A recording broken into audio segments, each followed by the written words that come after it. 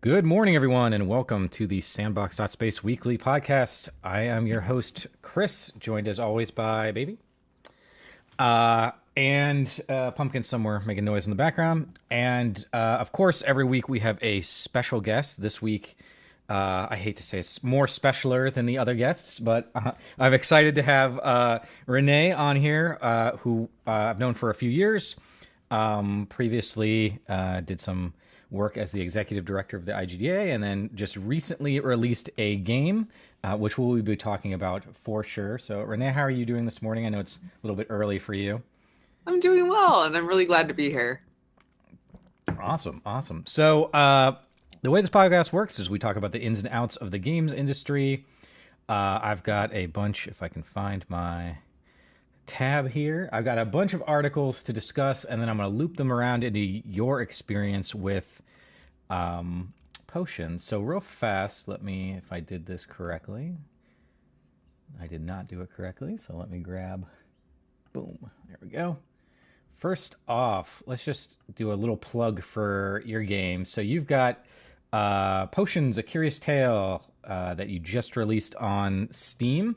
So I don't know if you want to maybe give a little high level on that. Yeah, absolutely. So Potions, A Curious Tale, it's an adventure crafting game. One where your wits are your greatest weapons and combat's not always the answer. Uh-oh. You play as a young witch named Luna, and she's recently discovered her ability to brew magical potions. She can use these potions as spells to solve puzzles, overcome obstacles, and encounter monsters to get rare ingredients on her quest to become a potions master.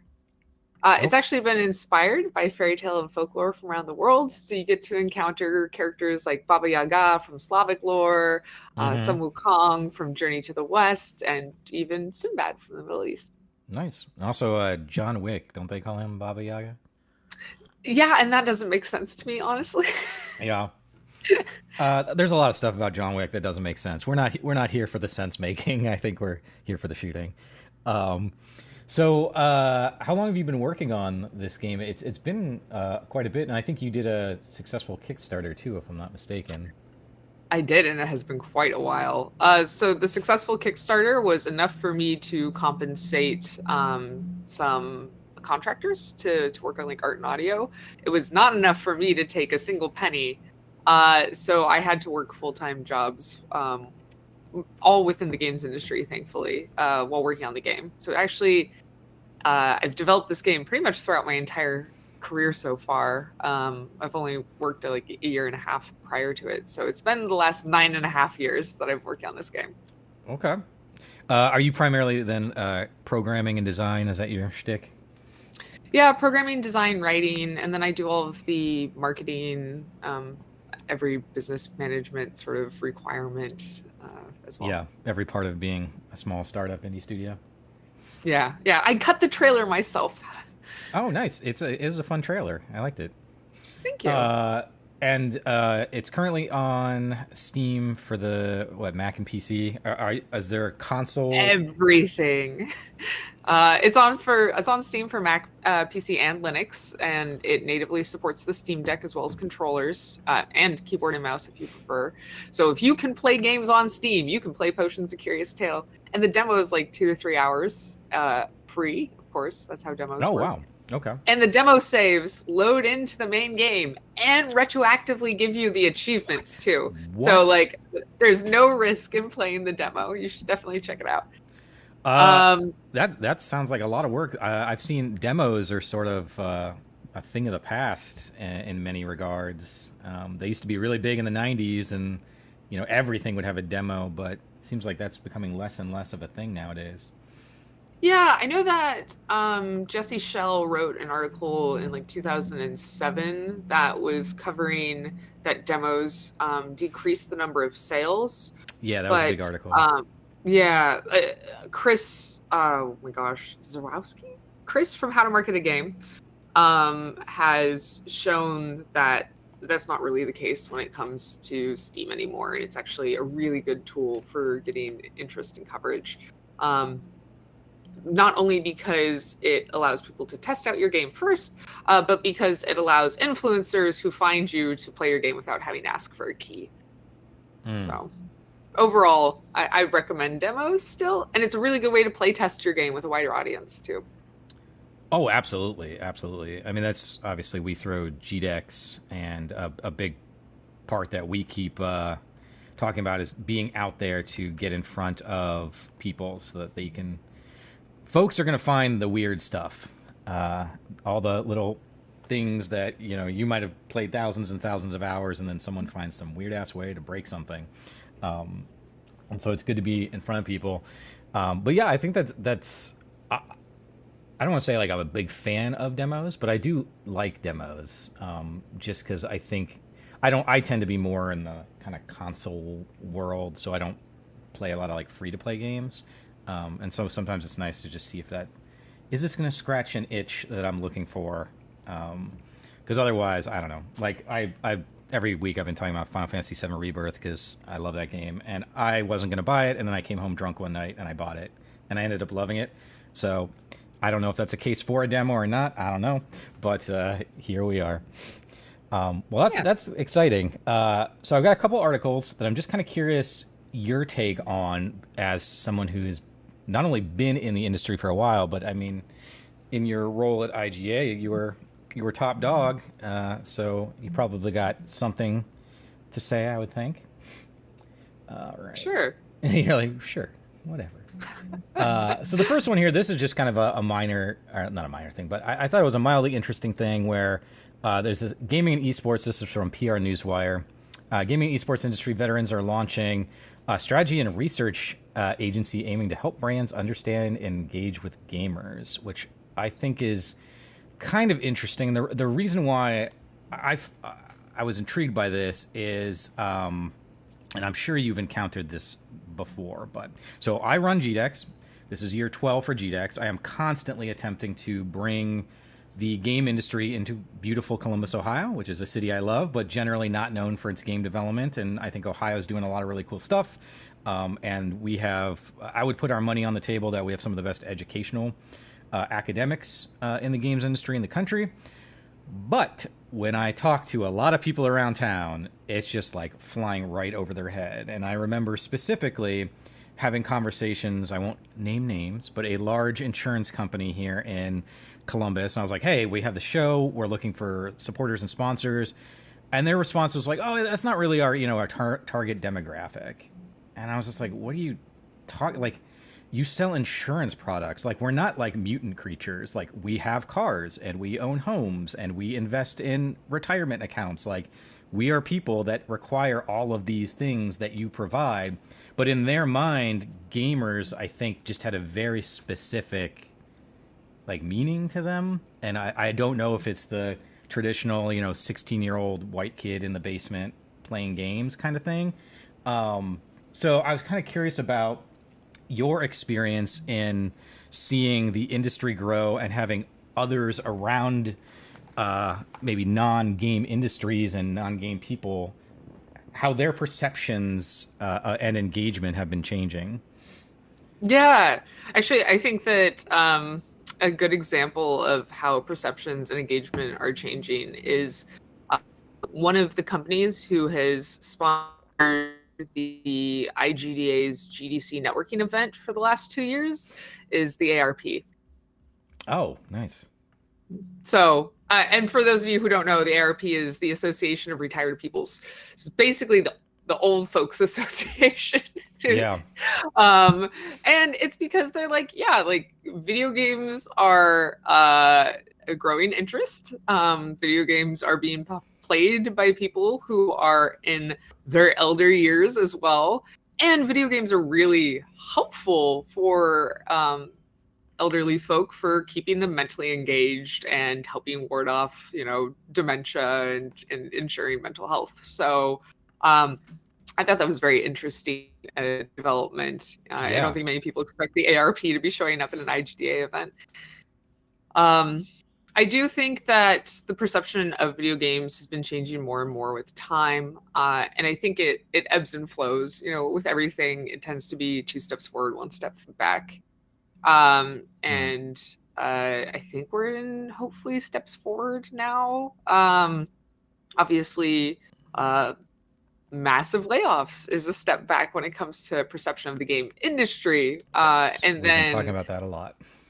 yeah, and then every once in a while, a politician decides that video games are evil for some reason, without data or evidence.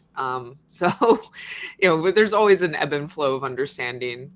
I have noticed that more and more folks are starting to branch out of just mobile games. Even people who are middle-aged or older and haven't had much previous experience with games. And I think that's just because the barrier of entry is much lower. The amount of content and discussion is more accessible. A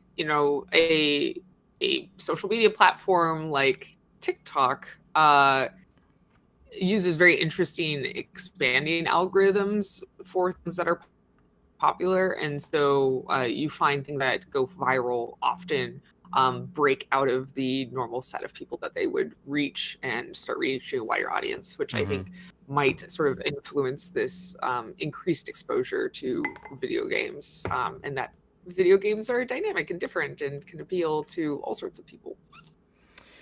Yeah, absolutely. I think that the age gap, if you want to call it that, is definitely dwindling. I'm a first year millennial, so I grew up more or less at the start of games as we know them today, and I've seen the industry grow and grow, and it's been very exciting. And I'm just seeing more and more people where gaming and experiencing games is just a normal part of life. But yeah, you are correct. I think one of the issues that we have as an industry is the barriers are just pretty high. I mean, there's the cost barrier, which, if you I want to go play a game, you got to buy, a console or a PC, and then the game itself is $70, where it's like, I want to go see a movie, it's 15 or $20, which is not cheap, but doesn't require you to set up anything. You just go somewhere and people show you a movie. And then of course there's the actual playing, and there's I forget. I think it's Rasputin. I'm sure he has his wife play games on YouTube. I was just gonna mention that. Okay. Yeah. He's been, he kind of did it as like a little shtick, years ago, and it's become this reoccurring thing. So it's also interesting seeing how she is progressing in understanding the language of games as she plays more. And there's been a few other YouTubers that I've watched who got into games for some reason. Some of them got sick and didn't have anything else to do, and so they were like, I'll try this out, and they've stumbled, but they've learned. But there is a barrier to it, and I look at some of the games I play, and I was like, if I was to hand this to my ex-wife or something, it would be like a monkey looking at a rock. She would just not even know where to begin. And that's not an insult to her. It's just that's not something she does. And I'm sure she could learn, but she doesn't want to. So I do think that is a challenge that I don't know if we need to overcome necessarily, but it is a challenge that exists.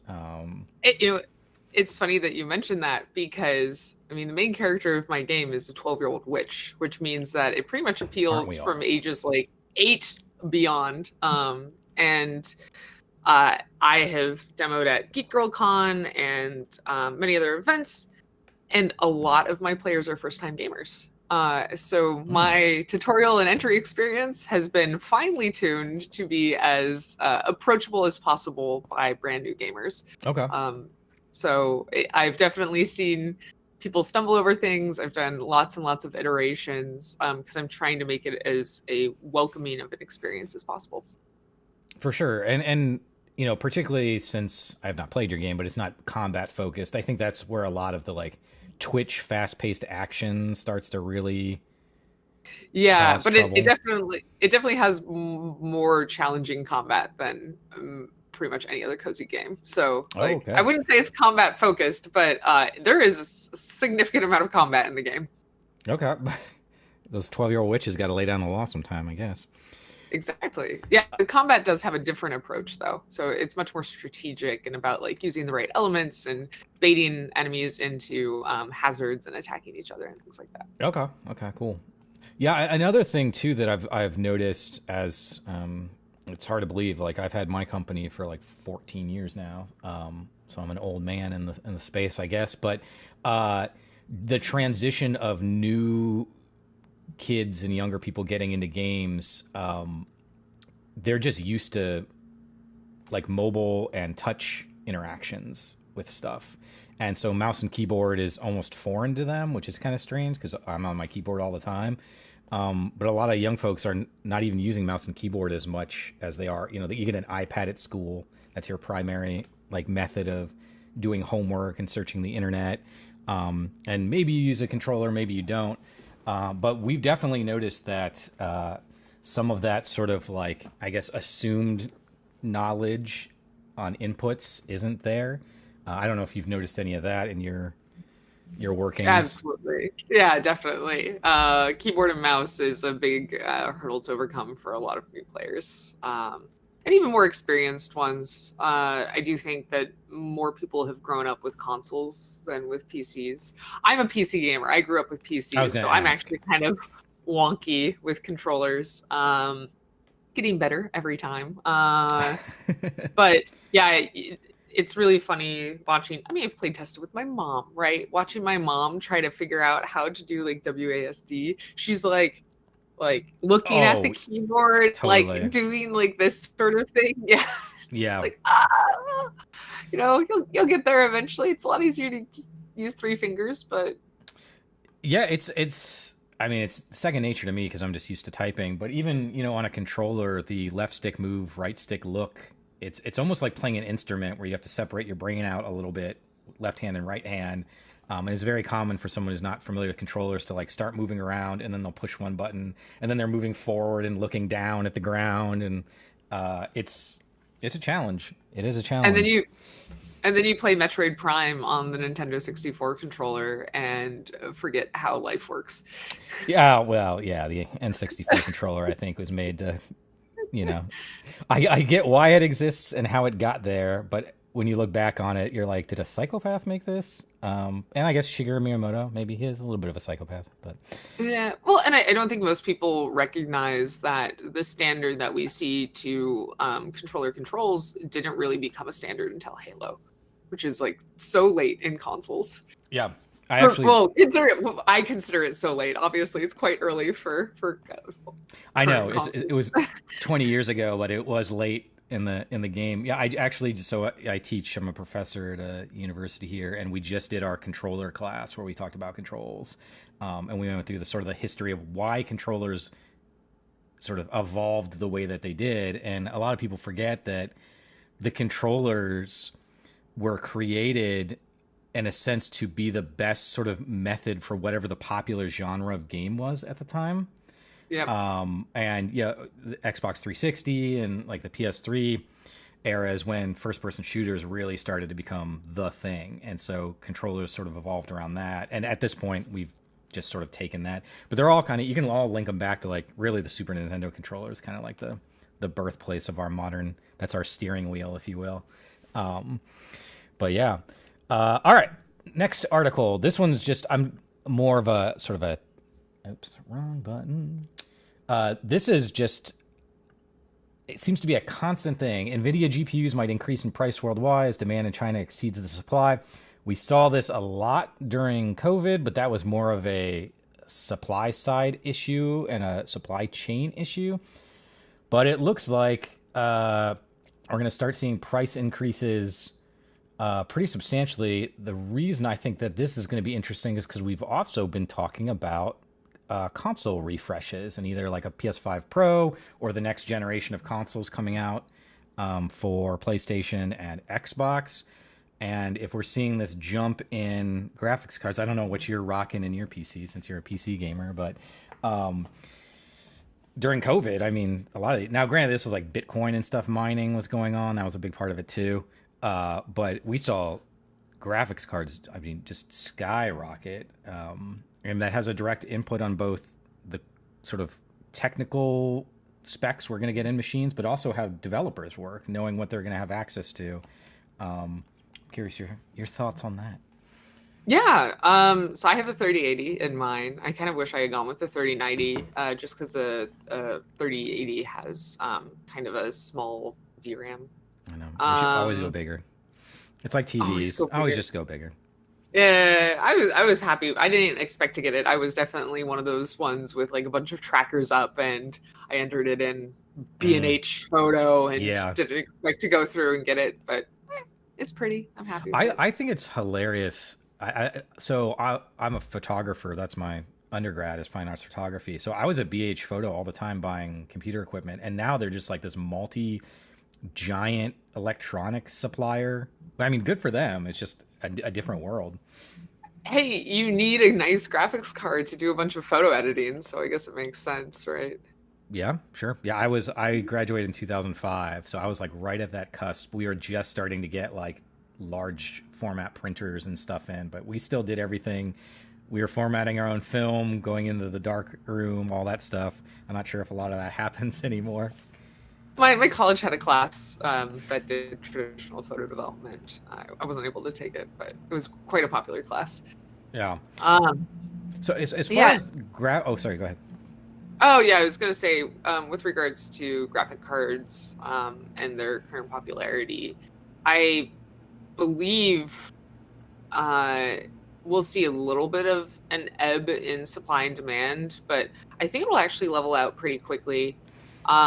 Bitcoin just halved their mining value again, which is going to help relieve pressure of their more recent spike of value. And then I think that where we're actually going to see a lot of the demand and tech focus, and really what we have seen, is on processors and AI.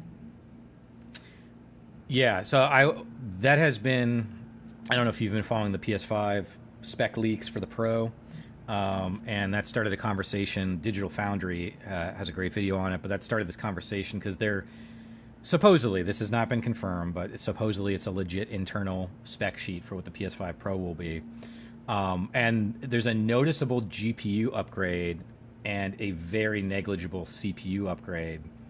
And that started a conversation that it seems this generation, a lot of games are getting CPU gated.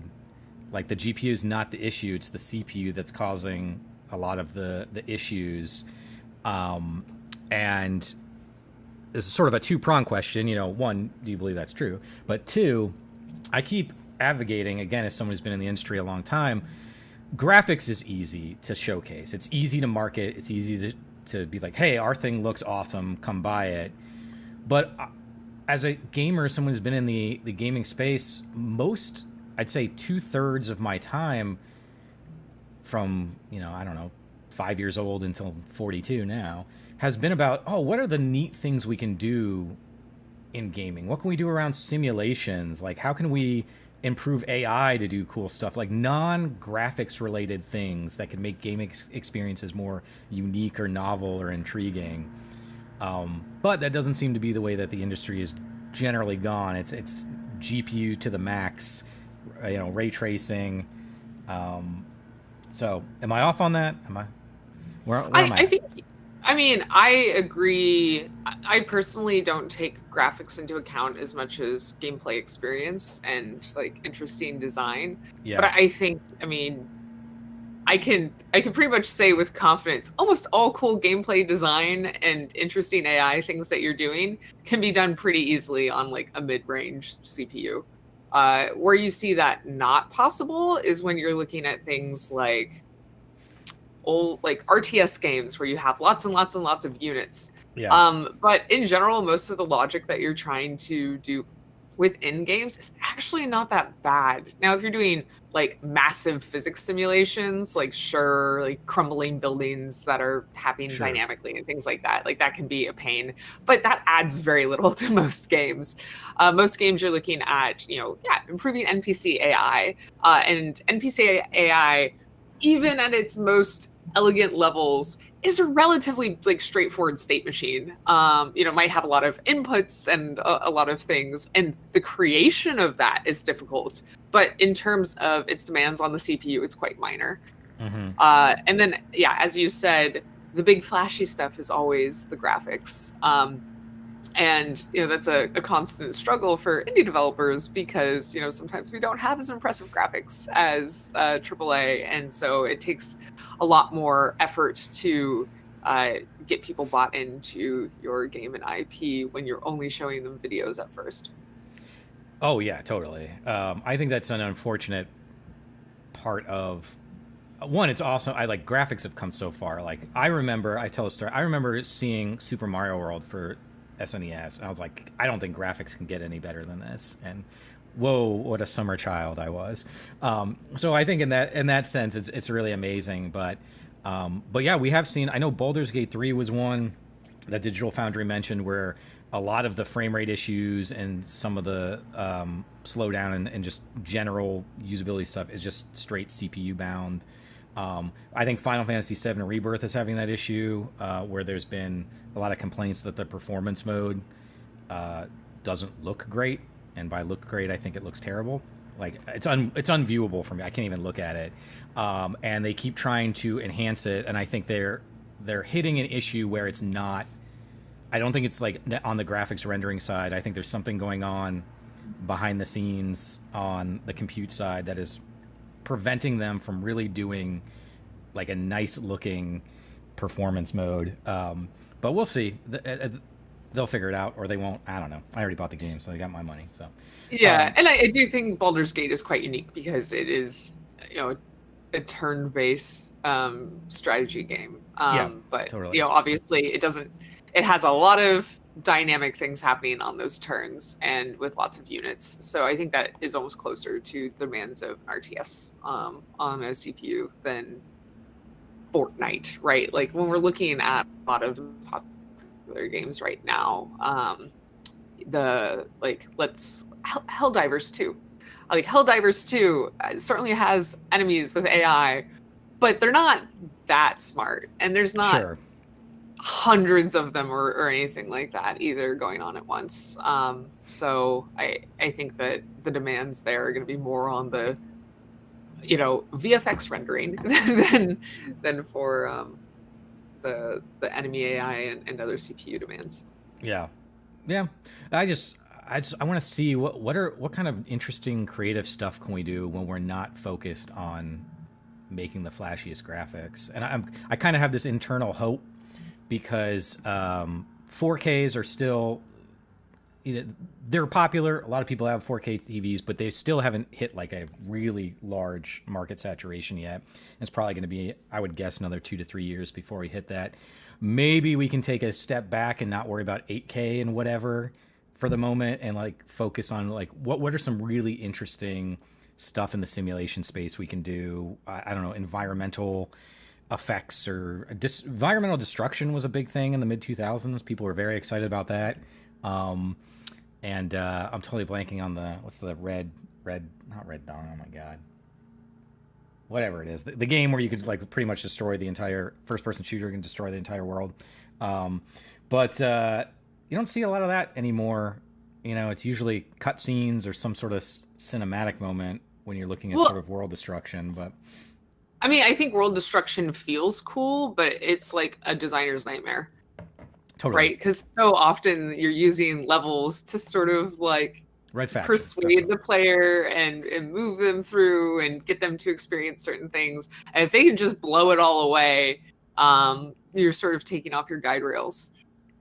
Oh, for sure. Yeah, I think that was one of the things. It was Red Faction was the game I was thinking of, where it's like you literally just like use a gun and carve a tunnel through the ground to get wherever you wanted to, which is a pacing and design nightmare for sure. But it was cool at the time. All right, so I've got 2 more articles, and we're gonna talk about potions a little bit. One of these is a little bit cheeky, and I'm kind of curious your sentiment on it, because this could go a lot of ways. But CD Projekt execs pokes fun at Ubisoft's quadruple A game, Skull and Bones, saying that the studio will now make a quintuple A Like game, I double guess. A. So yeah, Hmm. the 5A Witcher 4 is going to be a 5A game. Obviously, I think this is said in a little bit fun and jest, but also it's kind of like CD Yeah, people in Projekt, you glass might want to be, houses shouldn't throw yeah, stones. you might want to be a little bit careful because your characters are still like T posing over here. So, um, yeah, your thoughts on this? That was from Games Radar by Con Saren. Um, Yeah, I saw that article. I didn't read it, but I read the first paragraph or so. Um, yeah, I think it's interesting the concept of making like bigger and more epic and bigger games, and a lot of times those end up not being that because it's not fun, or you have to cut features, or you have to cut size. yeah, I don't think the average person knows how much of games aren't made. Because it's like if you take every idea that was potentially going to be put into a game, maybe like 6% of them get into a game, probably less. And then every idea that was at least attempted to be put into the game properly is still probably only like 60 to 80%, depending on the game, sure. still get implemented and not removed. So promising size of games is always going to be a bet. Yeah, Now, when it comes to CD Projekt Red, I think I think that gamers memory, because CD Projekt Red always make epic games that are kind of broken when they first release. Like that happened with The Witcher 3 too. That's sure. like not new. And so usually, like I am very excited for Cyberpunk 2077, and I'm buying it until Phantom Liberty came out because I know better. Um, Wow.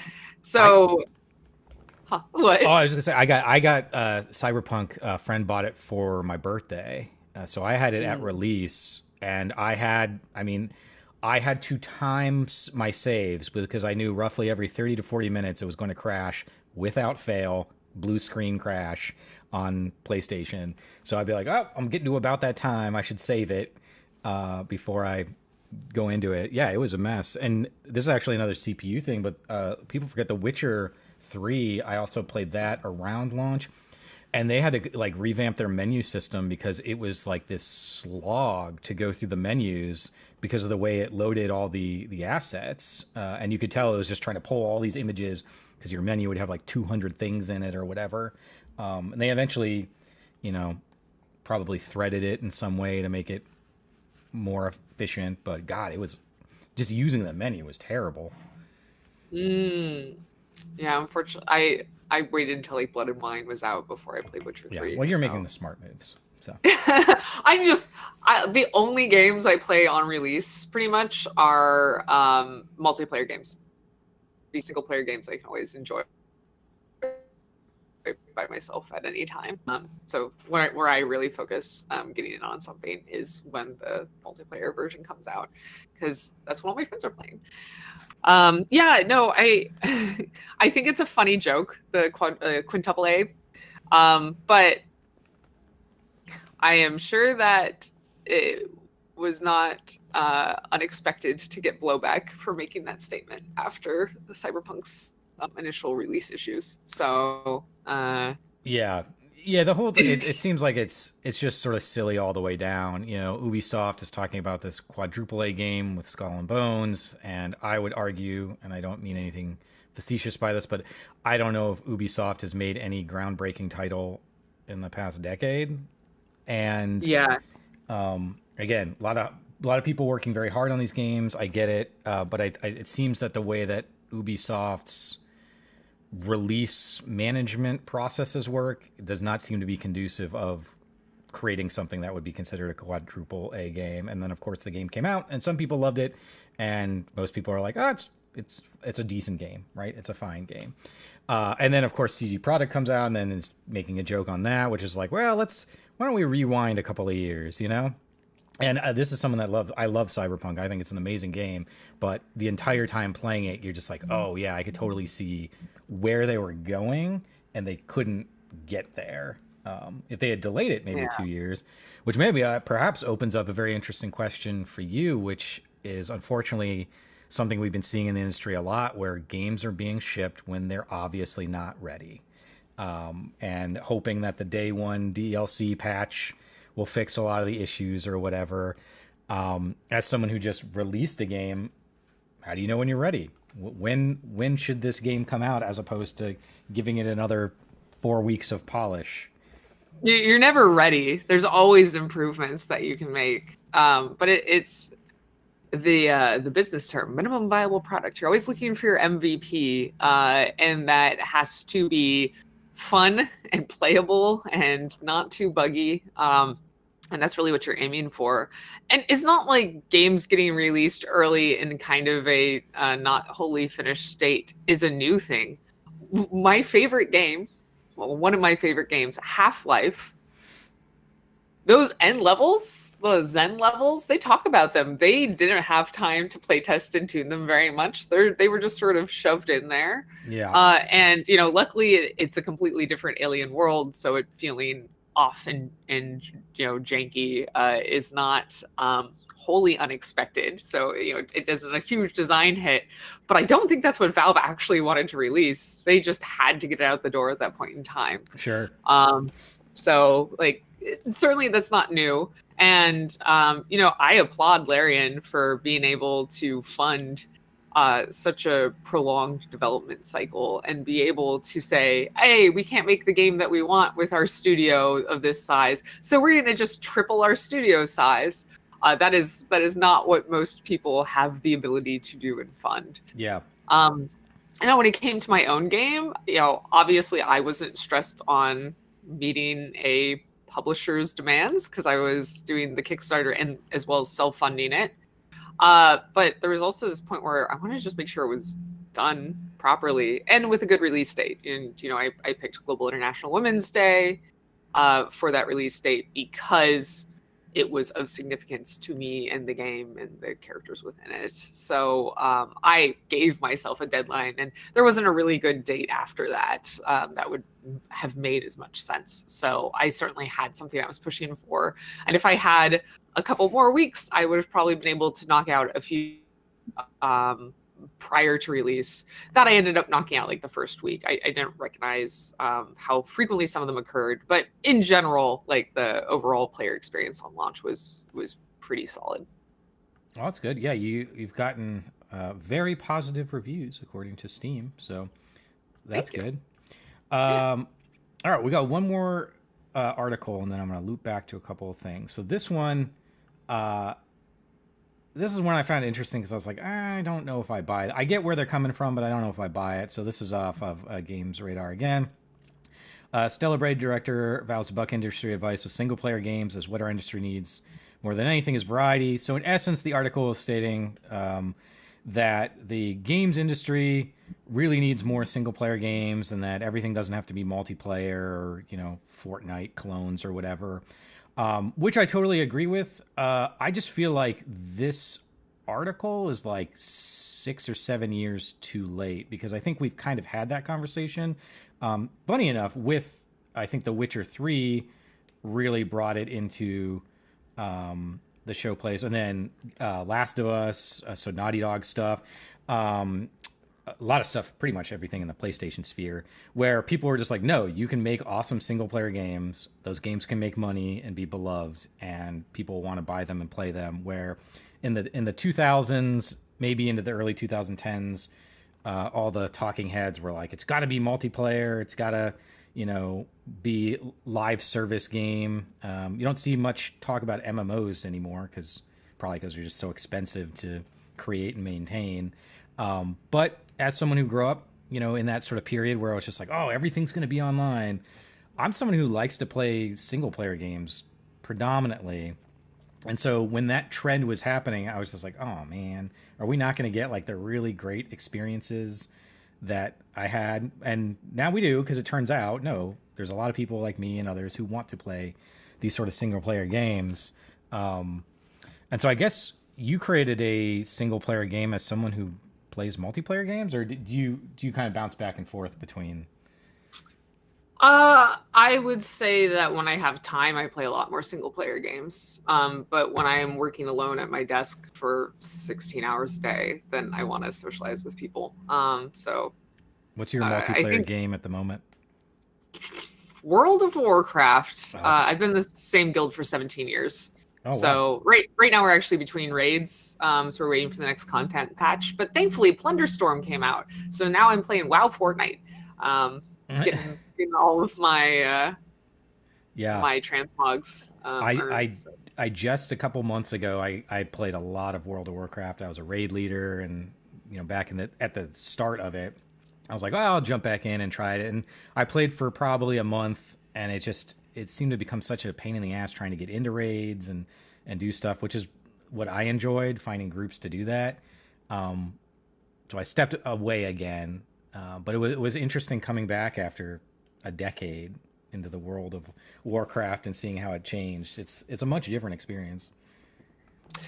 Yeah, and I'm very lucky that I have had a stable raid group, so that has allowed me access. And one of the things that WoW did like 6 or 7 expansions ago is they made all raids of a flexible number of players, Yeah, so you can play with between 10 and 30 players, except for mythic raids. And my guild just doesn't bother with those because we don't want to have people sit out or have like mandatory attendance. So it makes it much easier to enjoy and lower yeah, pressure. yeah. I they did a lot of smart stuff in it. I don't know. Maybe I'll go back. We'll see. Maybe I'll do a realm transfer over. Are you Hoarder Alliance? I'm Alliance. Oh. Mm. I play a druid. Like I didn't want to play a cow. Like so I'm a night elf druid. Okay. Night elf girl druid. Yeah, Night Elf Rogue was my first ever character, and then I went to an undead mage, and I recently recreated a Blood Elf mage. Yeah. Oh, World of Warcraft. All right. So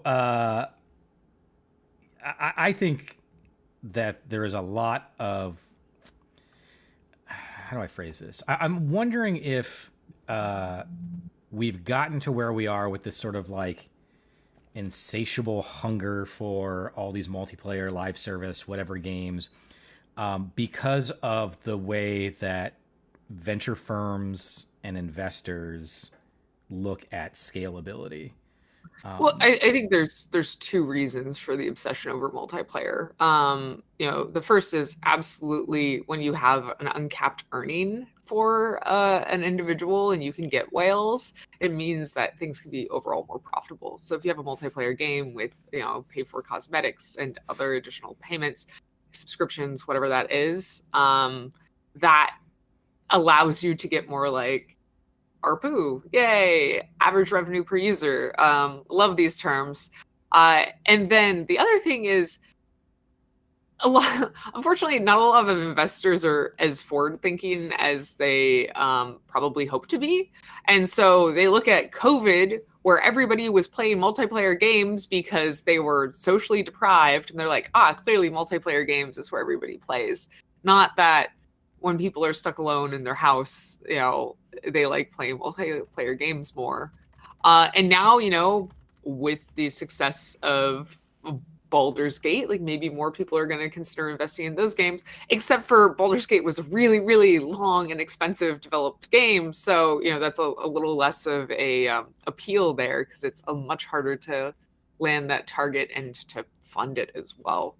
yeah. I do think that that article has some relevancy recently, though. And that's because if you look at all the layoffs that AAA studios have been doing over the last 2.5 years, it's all their R&D teams. Like Wizards cut all of their R&D teams, and now I think Hasbro says they're going to invest like $1 billion in game dev R&D, which is a year and a half after they cut almost all their R&D teams. Is that marketing speak for AI research? I don't know. I imagine it's more like Wizards metaverse stuff, if I were to guess. But I have no clue what they're aiming for. I'm not privy to that. But I do think that right now is a really ripe time for market disruption. And we've actually seen that, amongst these mid-sized and smaller developers, because all of the AAA studios have decided to double down on their known IP and mostly just release sequels to their current titles, which leaves a lot of space available for people pursuing new genres and capturing markets that are underserved. Yeah. Yeah, that's really intriguing. Like your first point about the multiplayer games and COVID, because I'm just pulling this out of my brain here, but weren't the biggest sellers of that 2020 like Animal Crossing, Doom Eternal, and I think Last of Us Part 2, which were all single player experiences? I'm sure. But remember Among Us, the game that was already out for 2 years and then became like the most viral sensation. And also, Animal Crossing's multiplayer sucks, but most people spent a lot of time in multiplayer in Animal Crossing as well. Yeah, I'll give you that. I think when it comes to Nintendo and multiplayer, I just sort of discount it generally. But I think that. I think that there is a lot of space to make games, but the uncapped potential, as you said, it makes it a different investor thesis when you're like, okay, we're going to sell X number of units with possible DLC sales and maybe merch sales or something, as opposed to an ongoing service. And what would you say the most popular games of 2024 are so far? What year are we in? 2024? I'm trying to think. So I think Baldur's Gate 3 is probably in there. No, that's last year. That's an old game. What would you say for this year? Baldur's Gate 3 this year? Oh yeah, it was like August last year. They launched early to avoid conflicting with Starfield. Oh yeah, Starfield. I have no idea what the most successful. Let me see. Palworld and Helldivers 2, both of which are multiplayer. I'm looking at this year's release. That makes sense. A lot of the stuff, there's not a lot of big name stuff. Helldivers 2. Yeah, I feel like that kind of caught a virality loop. We'll see. Skull and Bones, don't forget that. Also multiplayer. Yeah, also multiplayer. Yeah, I'm not anti-multiplayer by any means, and I don't think, Potion's a Curious Tale, March 7th. Heard of that one before. I'm not against multiplayer by any means. I just think that there is when you look at some of the largest companies, I think making the quote-unquote best products, the ones that keep coming up in the conversations recently, I think, have been single-player experiences. Your Last of Us, your God of Wars, your Witchers. So that's good, because that at least shows that there's an interest, and that if there's an interest and they can make money, investors will put money into it, which means we should get more and more. And I'm also not a particularly, snooty gamer. I tell my students I'm not interested in determining what is and is not a game, mobile games or walking simulators or whatever. If there's something that people enjoy, I'm all for it. So I guess when's Potion's a Curious Tale going to become a online multiplayer battle royale? I have had multiple people ask me when I'm going to be adding multiplayer.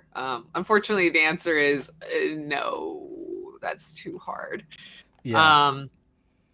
I know that the mysteries of game development are shrouded to most gamers, and they don't understand that multiplayer, when you start from the beginning, adds like 60% additional development cost and time. Multiplayer, when you try to add it on the end, is like, yeah, that's nearly impossible unless you have like a game that is perfectly set up for it. Oh, totally. Yeah. When we were working on one of our titles and we wanted to include, we originally started with couch co-op, and we're like, well, maybe we could do some simple, user like state something or other. I was just like, oh my God, it's just going to take so much extra effort. Yeah, user hosted multiplayer, so you're not running your own servers. And like, you're starting with couch co-op, which is like 95% of like the design challenge, right? Yeah. So Yeah, my thought process, I was kind of taking a little bit of I think from Secret of Mana, which is one of my favorite games, which has 3 characters, and players can jump in and out. And this was a Super Nintendo game, couch co-op Super Nintendo, where players could just jump in and grab a character, and then if not, the AI would control the other character. I was like, oh, well, maybe we could do something a little bit more simplified like that, and not worry about entering the actual interwebs. But it's still a fair amount of work. So we got a few more minutes here. I'd love to talk about your experience releasing the game. I guess what you hoped to accomplish and where you got to, and then do you have any eye set on the future of this, or you can start a bit too early to start working on a new project? Yeah. Are you one of those game devs that has like 100 different ideas bubbling at any time? No, unfortunately not. Yeah, most of my game development and design is based on frustrations. So it depends on how frustrated I am with things. I haven't been playing a ton of games, so I only have like one other idea that I'm currently knocking around with any seriousness. My next steps are going to be 2 content patches, small content patches. The one I'm working on right now has Italian localization as well as some additional music and sound effects. And then quality of life and bug fixes. And then the next one is going to have some NPC asset updates, just to bring all of them in line now that I have a little bit more money to invest back into the game. Yep. My main goal with this title was to not be in debt over it, and I have successfully hit that. In fact, I can actually pay myself a couple dollars per hour of my time. So that's going to be really lovely. And, overall, sold almost 12,000 copies. Oh, wow. I consider that quite successful. Yeah, totally. For it's been out first self-published indie 2 game. weeks. A month. Okay. That's awesome. How did it feel when you finally got it out there? Were you able to breathe a little bit, or were you in like, oh shit, I got a bunch of stuff I gotta fix mode? Oh, it was definitely, oh shit, I gotta fix stuff. And also I was dealing with viral blow up. So the balance of those were very interesting. Viral blow up Oh, sorry, go ahead. Yes. So I know that we're almost out of time here, so I'll do a quick rundown. Oh, there's no rush. I launched my game on Global International Women's Day. I say that because I launched it the day before International Women's Day in my time zone, which was International Women's Day in like Japan. Because if I had launched it in International Women's Day in my time zone, it would have been after International Women's Day for a lot of the world. So big celebration of a game for, the main audience is women. It features a girl. I'm a woman developer. And like an hour, 2 hours after I launched my title and I had done everything for marketing, EA unannounced re-released 11 of their titles. So I saw 7 that. and 100 titles, etc. Yeah, this had a huge and negative impact on my games. It was set up to be on the Steam front page new and trending for 4 days, based on all of my projections. Usually to get on new and trending, you need to have about 7,000 wish lists going into your launch. I had 21,000 wish lists going into my launch, so I was pretty set there. And then you need to get 10 Steam reviews. And so I got the 10 positive Steam reviews as well, which meant that I was on new and trending, kind of, but the 11 EA games also sold enough copies and got enough reviews to immediately pop it off the front page. The front page gives you about 2 million impressions a day, as well as, which leads to a few thousand wish lists and hundreds to thousands of sales. And it's super, super critical for an indie developer. I wouldn't have released my game if I had thought that I wasn't going to hit the new and trending front page, or if I had known that EA was about to release 11 titles right on top of mine, but they shadow dropped them. So I didn't have any way to see that coming down the line. I was understandably upset. My sales were about 30% of what I had predicted due to this. and I talked about the misfortunes of being an indie developer and how you can spend 10 years on a project and then this like completely out of the blue like black swan event can occur and just like ruin all of your carefully laid plans. And then I did a TikTok saying that, and at the end I said like, so happy International Women's Day. And there's a certain set of gamers that don't like things about women being mentioned, and felt that I was suggesting that I required additional support due to my gender, or that I was emotionally manipulating people because I was upset. And I went viral in a very divisive manner. So that TikTok has had 13.3 million views at this point in time. Oh, wow. And half the comments are supportive and half the comments are really mean. Really, really mean. So that turned into it getting like cross-posted to like 4chan and getting like death threats and really awful messages and people like spamming graphic porn in my Discord server and trying to review bomb the game and being really nasty all across my Steam forums. So I was dealing with hotfixing the game and just this unbelievable wave of toxicity and harassment and of support. But in the moment, the toxicity and harassment is certainly a lot harder to deal with. And if you're getting one hateful message for every like positive message, it feels like you're being like completely buried by hate. So the last month has been trying to gently manage the toxicity, while also focusing on my mental health and helping supporters and people who actually are playing the game and enjoying it. So it's been a delicate balance. Yeah, it sounds like a lot. So I was thinking about, I didn't know all the ins and outs, but I saw some of your posts and whatnot, and I was thinking about every week I do a blog post, and you inspired me to think about, well, whenever you're doing something creative, like I said, I have an art degree. I've showcased things before. I've released games, products, apps. You're always going to get the feedback, and that can be challenging. And I do think a lot of newer devs or younger devs, they ask this question and then they also get stuck in sort of the doom spiral of checking all these reviews.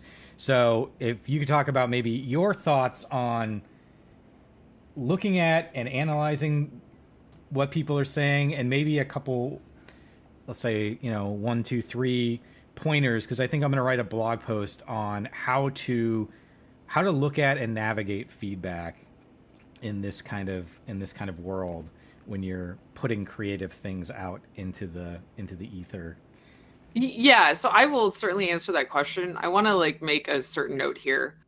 I don't think that when you're being completely overwhelmed by toxicity and harassment, it is like a time to try to look for critical feedback, because it is very, very difficult to slog through people telling you to kill yourself, and try to find like, but maybe they had a good point about the graphics, right? So I think that like trying to manage your own safety and mental health, like I have an anti-swatting notice on my home now because of what happened. I think that's your priority.